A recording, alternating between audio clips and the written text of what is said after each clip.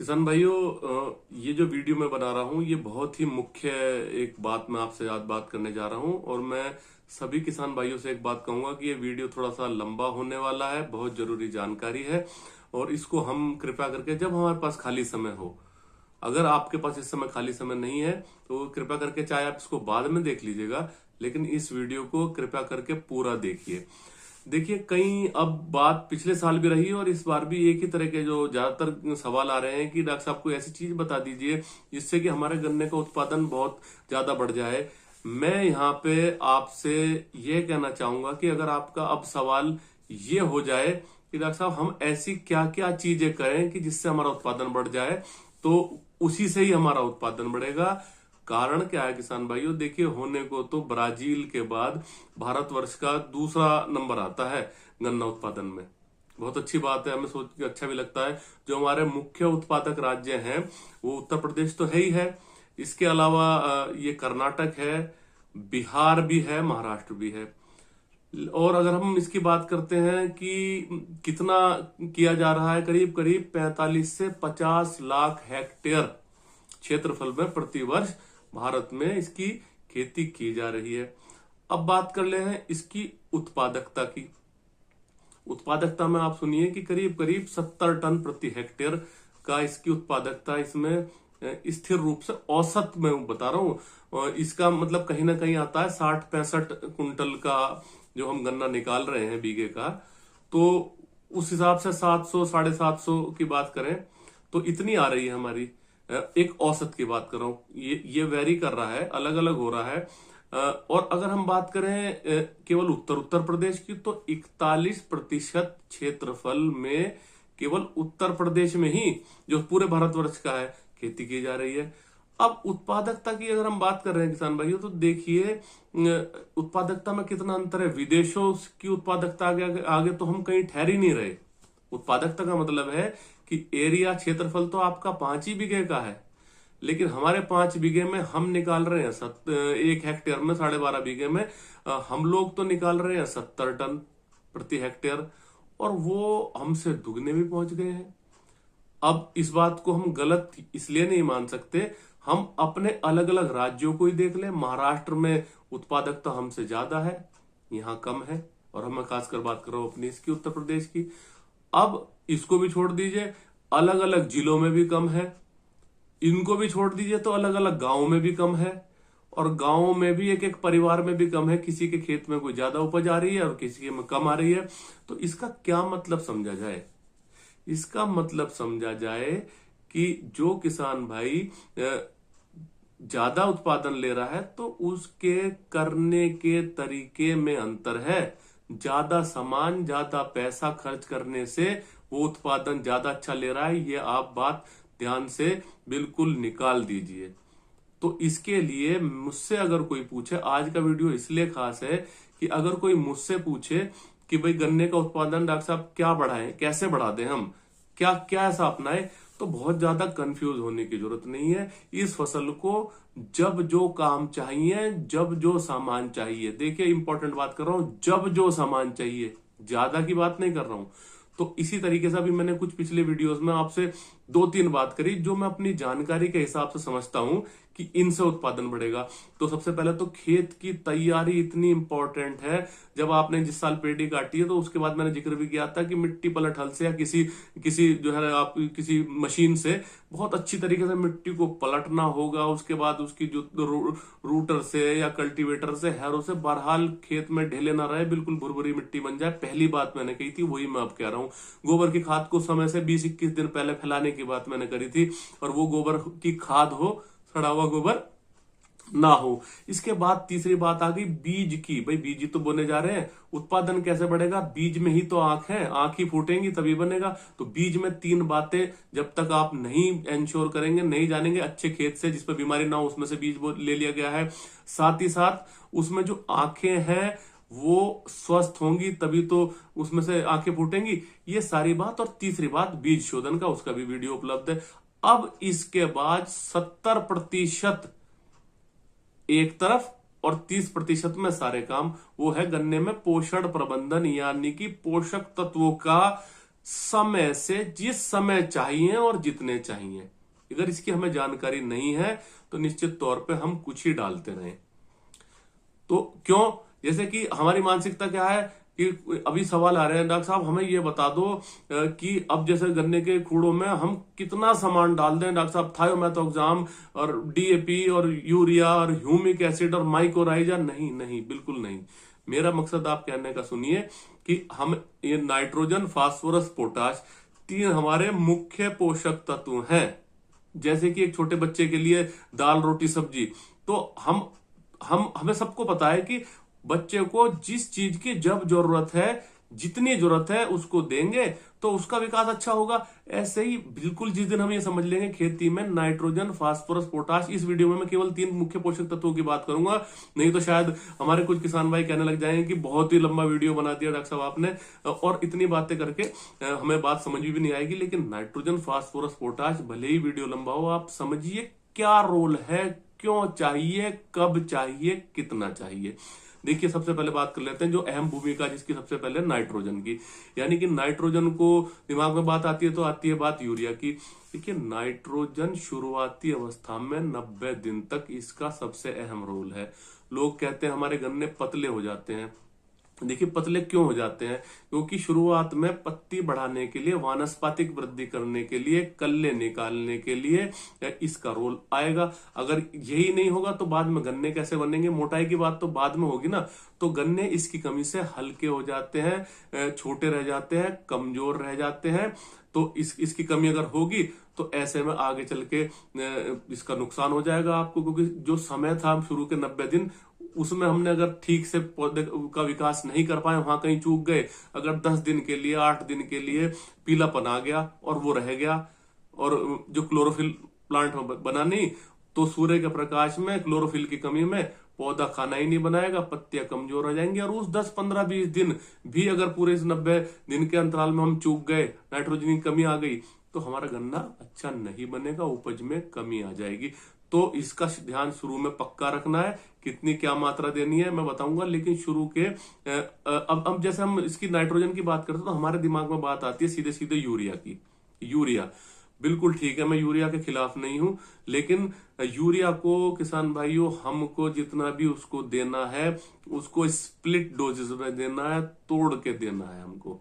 यानी कि जब उसको उसकी फैक्ट्री में आपने यूरिया डाला, उसने उसका उपयोग किया, सूरज के प्रकाश को लेके पत्ती बनाई, पत्ती बढ़ गई, उसके बाद आप फिर उसे यूरिया दीजिए। तो मोटे तौर पे बुआई के समय आप यूरिया दीजिए, ठीक है।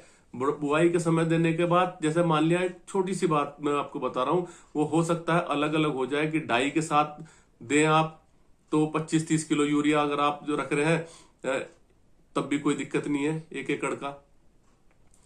और अगर एसएसपी दे रहे हैं तो 30, 35, 40 किलो तक भी एकड़ का आप दे दें।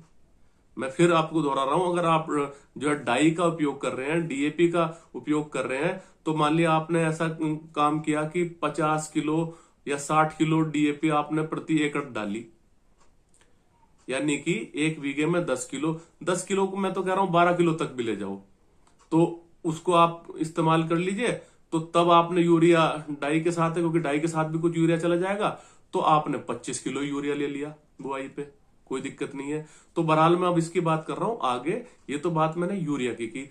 अब फास्फोरस की बात करते हैं। देखिए, जड़ों के विकास के लिए और गन्ने की संख्या को बढ़ाने के लिए, गन्ने को मैच्योरिटी की तरफ ले जाने के लिए, और साथ ही साथ गन्ने की जो रस का शुद्धिकरण करने के लिए, इन सब चीजों के लिए फास्फोरस की आवश्यकता पड़ती है।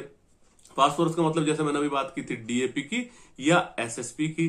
तो सबसे जरूरी चीज तो मैं इसमें यह कहूंगा कि जैसे मैंने उसको टुकड़ों में कहा है, फास्फोरस को टुकड़ों में कतई नहीं कह रहा हूं। फास्फोरस को हमेशा बुआई के समय ही यूज कर लें। यानी कि डीएपी डालनी हो तो आप 1 एकड़ में 50 से 60 किलो भी ले जाएंगे, कोई दिक्कत नहीं।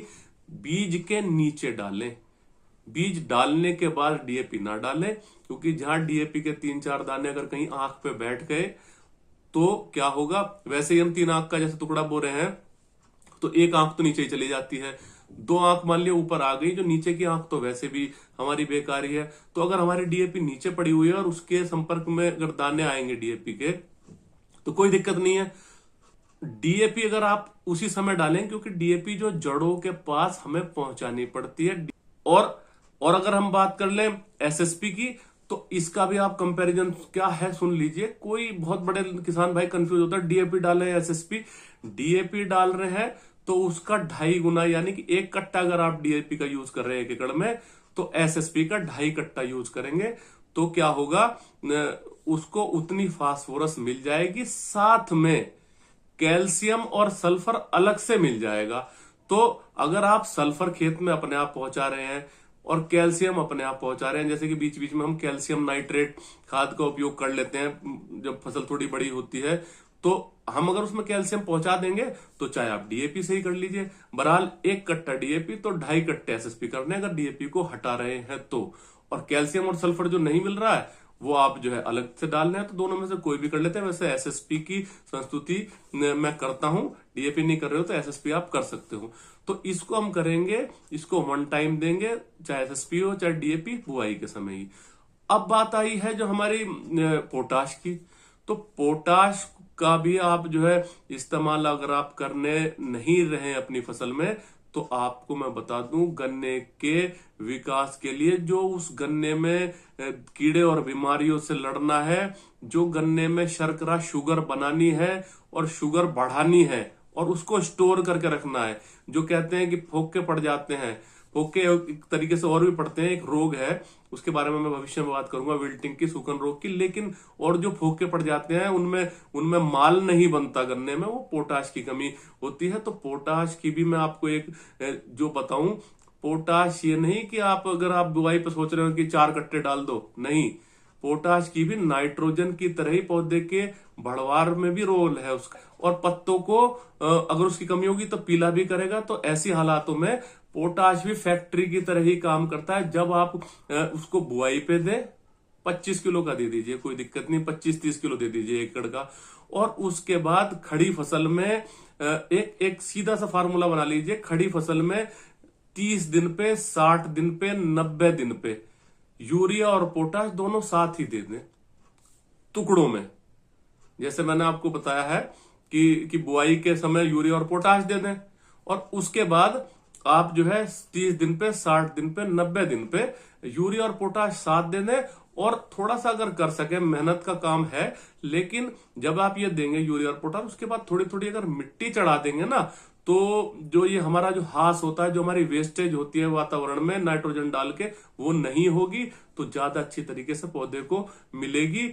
निश्चित तौर पे आपका जो पोटाश से क्या होगा, मोटा भी होगा, और गन्ने में जितनी भी सारी चीजें क्वालिटी बननी चाहिए सब, ये अगर इस तरह से आप अपना शेड्यूल रखेंगे, तो सारा सामान जब उसको जरूरत पड़ रही है तब मिल रहा है। तो अगर हम कहीं शुरू के 90 दिन चूक गए तो हमारी बढ़वार नहीं हुई, कल्ले नहीं निकले, तो गन्ने कहां से बनेंगे उसमें। और गन्ने में इन सब पोषक तत्वों का रोल खत्म हो गया, पोटाश का इस्तेमाल नहीं किया, तो वो फिर इतनी देर से जाके गन्ने बनने शुरू होंगे, फिर उसके बाद उन गन्नों में शर्करा की कमी आ जाएगी, मैच्योरिटी नहीं होगी, तो कुल मिला के क्वालिटी खत्म हो जाएगी। तो मैं करीब करीब 50% में गन्ने में पोषक तत्वों के प्रबंधन को सही कर लिया, और बुआई में अपना जो है जमाव सही कर लिया, जिससे कि जितना हम गन्ना बोए वो ज्यादा से ज्यादा जमे। इन 2 बातों का 50-60% में अकेले ही रोल है। और ऐसा मैं विरोध नहीं कर रहा हूं, जो सामान डालने की बात है, पोषक तत्व डालने की बात है, जब समय समय पे, तो जब हम ये सारे अच्छे काम करेंगे, तो उसके साथ और क्या क्या चीज डाल सकते हैं वो मैं बताऊंगा। लेकिन उस पे ये नहीं हम सोच के बैठ सकते कि उसी के खर्चे के बेस पे हम चलाएंगे। जब जिसको जिस तत्व की जरूरत है हम उसको देंगे, तभी हमारी बात बनेगी। अगले वीडियो में मैं आपको सूक्ष्म पोषक तत्वों की भी बात करूंगा, क्योंकि सूक्ष्म पोषक तत्वों का भी बहुत बड़ा रोल है, बहुत बड़ा रोल है। जैसे ऐसा मान लीजिए, जैसे सब्जी है, सारे काम अच्छे हो गए, बिल्कुल कलर आ गया, अच्छे तरीके से आपने बना ली, और नमक भूल गए, चाहे वो नमक 1 ही चम्मच है, लेकिन वो सारी सब्जी बेकार है। इसी तरह से सूक्ष्म पोषक तत्वों का भी रोल है। और कहीं भी इनकी कमी से पीलापन, कटा फटा, या कहीं भी क्लोरोफिल के बनने में दिक्कत आ गई, तो तो हमारे उत्पादन पे सीधा फर्क पड़ेगा। अगले वीडियो में मैं आपको पोषक तत्वों की कमी के बारे में, तो खैर मेरे और भी कई वीडियो है, लेकिन मैं इनकी उपयोगिता और इनका इस्तेमाल हमें क्यों करना है, कितना करना है, उसके बारे में जरूर चर्चा करूंगा। किसान भाइयों, वीडियो लंबा जरूर हो गया है, लेकिन अब मैं एक मोटे तौर पे दोबारा से आपको बता दूं जिसमें कहीं कंफ्यूजन न रह जाए। देखिए, जब आप बुआई कर रहे हैं तो 20-25 किलो यूरिया आप ले लीजिए, 25 किलो ले लीजिए ज्यादा से ज्यादा एकड़ के लिए, वो डालिए बुआई में।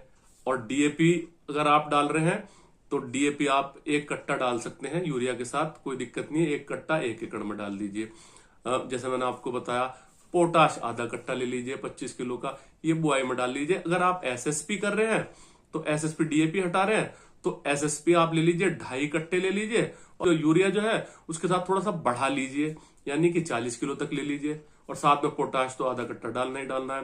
तो ये आप करिए, और बाकी जैसे मैंने आपको तोड़ के बताया है वैसे आप देंगे तो बहुत अच्छा है। इन सारों के बीच में बाद में तोड़ के देने का से भी और बेहतर, लेकिन थोड़ा मेहनत का काम है, इन पोषक तत्वों को खासकर यूरिया और पोटाश स्प्रे में देने के लिए, जो कि पौधे में नीचे देंगे, उससे ज्यादा अच्छे तरीके से पौधे को मिल जाता है। थोड़ा मेहनत ज्यादा होती है और थोड़ा कम खर्च होता है। तो इसके बारे में मैं आगे चर्चा करूंगा। प्रिय किसान भाइयों, बातें बहुत करने को होती हैं, कुछ समय का भी अभाव रहता है, लेकिन मेरे पास ये जो चैनल है उसमें जो मैं उन किसानों से जुड़ रहा हूं जो बिल्कुल ये चाहते हैं कि डॉक्टर साहब आपके पास जो जानकारी है वो आप दे दो, हमें समझ में आएगी तो हम करके देखेंगे, नहीं समझ में आएगी तो हम उसकी तुलना करके देखेंगे कि जो डॉक्टर साहब ने बताया और जो हम जिस तरह से कर रहे हैं उसमें क्या होगा। बहरहाल आप अपनी तरफ की जानकारी पूरी दीजिए, इसलिए मैं आगे भी शायद हो सकता है आप जिनको करने का समय चलेगा, लंबे लंबे वीडियो आपको देखने को मिल सकते हैं। जैसी जानकारी होगी वैसा वीडियो होगा। बहुत ही जल्द माइक्रो न्यूट्रिएंट के, सूक्ष्म पोषक तत्वों के एक नए वीडियो के साथ मैं आपके साथ मिलूंगा। अपने लोगों का ख्याल रखिए, अपना ख्याल रखिए। जय हिंद, जय भारत।